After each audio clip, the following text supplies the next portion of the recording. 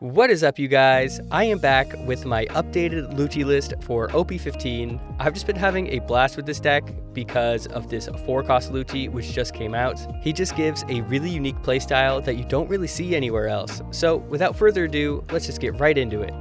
Your leader is mostly good for just getting 2 cards in the trash every single turn to help power up your other cards.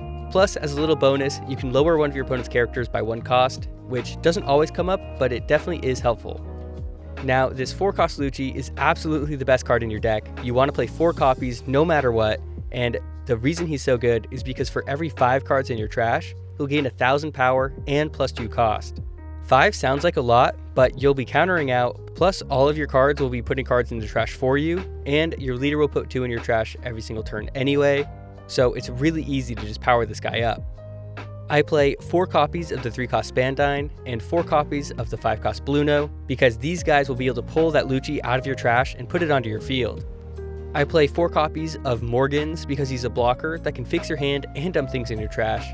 And for 2Ks, I play 4 copies of Kaku and 4 copies of Spoil. These guys also will be able to put cards in your trash. And then I play 3 copies of Alpha and 3 copies of Perona. I play 4 copies of Rebecca. She's just one of the best black blockers out there. And recently I've been teching the St. Topman Warcury because you have plenty of cards in your trash already, so he's a very sticky blocker that also replaces himself when you do end up blocking with him. I really like the 7-cost Luffy for both an offensive and defensive option because he's really strong on the field, but also he'll be able to power up your leader during your opponent's turn, making it much harder to attack into you. And for another high-powered character, I like to play 2 copies of Stussy, and for more removal, I play 2 copies of Finger Pistol. I also play 3 copies of Ground Death because it's a great counter event, and I also play 3 copies of this 1-cost counter event because you'll be able to add something back from the trash, which could be a 2K counter or something to get another one of your Luccis onto the field. So this is what the deck looks like. I often like to go second with this deck just because I find that I'm able to see more cards in my hand, so I'm able to find either my 4-cost Luccis or my Spandines or Blunos, because those are definitely the bread and butter of your deck. And if you don't see one of those cards, having a Morgans to be able to draw or a Spoil to be able to just mill off the top of your deck is really helpful to help get some of these cards live. It also lets you drop your Luffy as soon as possible, which you will need 20 cards in your trash to be able to boost your leader by 2000 power. But even with 10, which is really easy to do, he becomes a 9000 power swing every single turn, which is just super powerful. And it's really easy to keep him on the field with your things like your 1-cost events.